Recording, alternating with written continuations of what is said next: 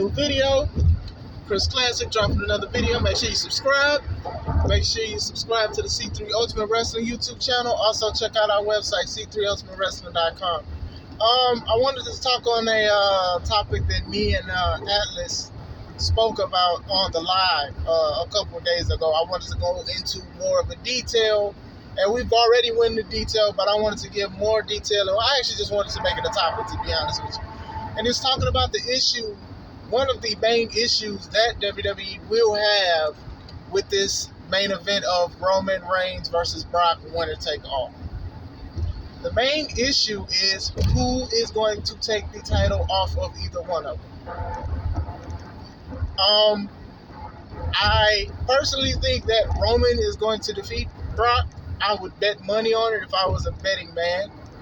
I don't see Brock winning it. A lot of people say they do, but I really see Roman winning it, especially, being pushed towards the face and the vital person of the company.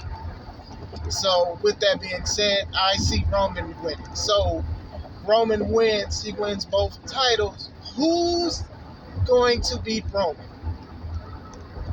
Is there anybody on the roster outside of NXT 2.0 and NXT UK that this man has not beaten? Clearly. And if he did lose to somebody, it was a while ago, because the only loss to my knowledge is the disqualification that he had when he didn't let go of his the guillotine that he put on Seth Rollins. Other than that, this guy has beaten champions, tag champions, legends. This guy has beaten a lot of people. And let me say this.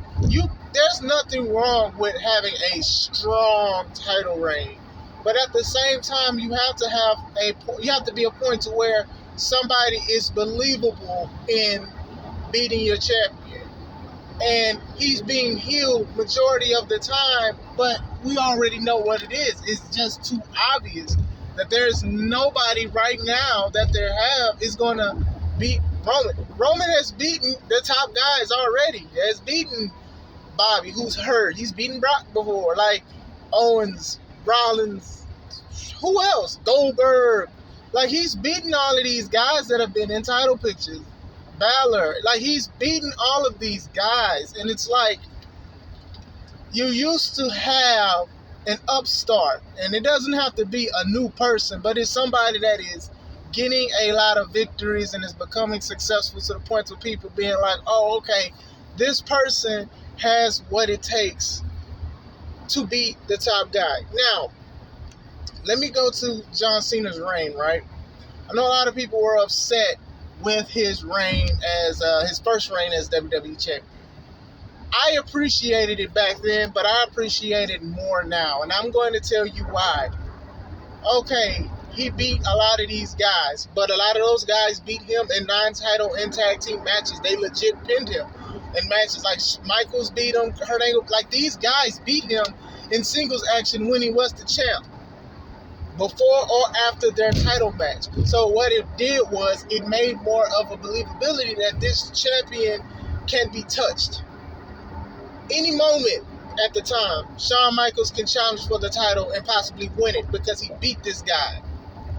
Any moment, Kurt Angle. Any moment, Taker. Any moment, Batista. I know Batista and they had a build-up later, but it was that part of believability. Even the people that they were slowly building up after that, the Punks and all of that. It was a slow start, but it was getting there.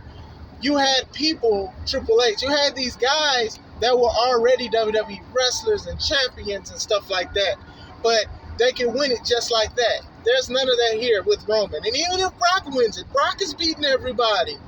Who's left besides NXT 2.0 people?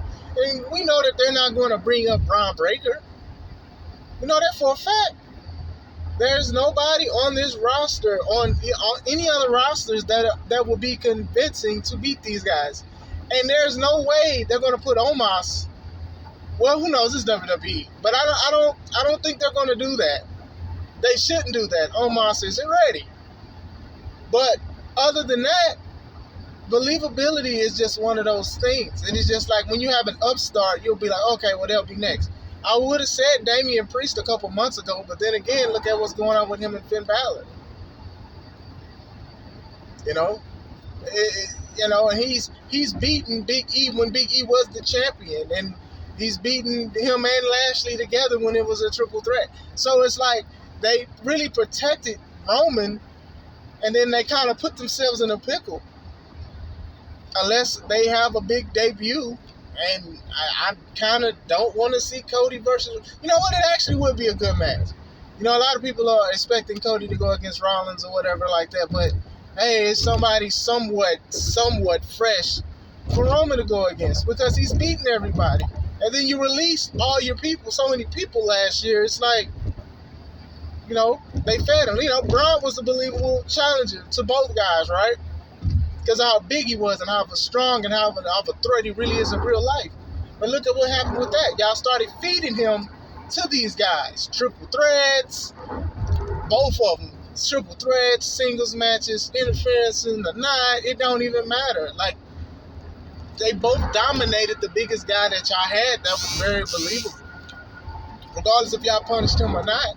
And then when y'all had Bray Wyatt, regardless of how I feel about Bray Wyatt, he was believable to a lot of people because of the stuff that he was doing. And then y'all folded him up too, like an old wallet.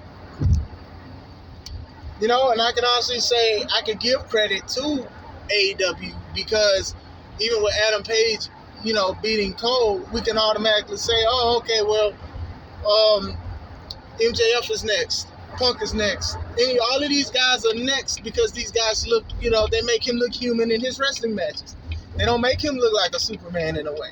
They make it Roman look more like Superman than Super Cena. So come on, man. You can turn that around and do that. But now we're at a point to being like, well, Roman might keep it for another year. That's just how I'm feeling. I mean, they like, who? In the words of New Day, who? Hootie who? Like, you kind of put themselves like that. Like, Brock was the guy that could defeat Roman because, like Roman, Brock has beaten almost everybody that he's faced in a match before. There's nobody else after Brock. There's nobody else after Roman. What do you do after that? You could have pushed younger stars. You could have pushed bigger stars. You could have pushed these guys. And I like both companies. And I don't like certain things that both do. Honestly. And I hate when people don't acknowledge facts on both companies on where they lack in their strong points. But that's another topic. And I made videos about it anyway. But there's nobody.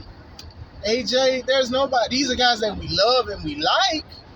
It'll maybe a surprise victory, but the build-up, there's just no build-up.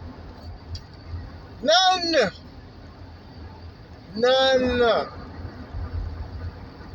I just wanted to talk about it, man. To me, this is like a serious thing. You know, with wrestling, wrestlers can be interchangeable, but at the same time, you have to make them that way. God forbid if Roman, who I think is going to win, gets injured, who's going to take that mantle? And who's going to do a good job with it? Like, to me, it's bad enough that the WWE title is the most prestige, but they're making it the number 2 title compared to the Universal. I don't know why they wanted to do that. I hate that they do that because that's the one with most prestige. And I'd hope that when they unify the titles, that it's going to be called the WWE title and to a certain degree and not a Universal.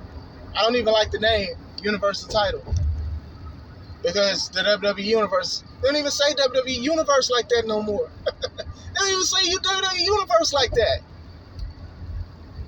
I don't even like the fact of 2 titles. You know what? I can go on a rant about certain things about WWE. And as a fan of Roman Reigns and what he has done, this is not his fault.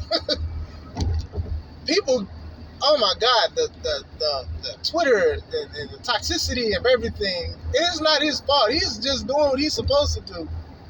But when you don't have nobody that's an upstart, that's believable, then it becomes a problem. They put themselves in a pickle because they made these guys the irresistible force versus the immovable object. And one person is going to move, but then after that, who's going to step up to that? They're probably going to do a battle royal to see who's going to challenge them for the next premium live event. And then they're going to go from that. But yeah, that's what I got. That's what I got. I appreciate Atlas for talking to me about it. But I don't know. It was just something that was on my spirit for a little bit. I just wanted to talk a little bit more about it. Tell me, guys, what do you think about it? This is Chris Classic. Let's take it home.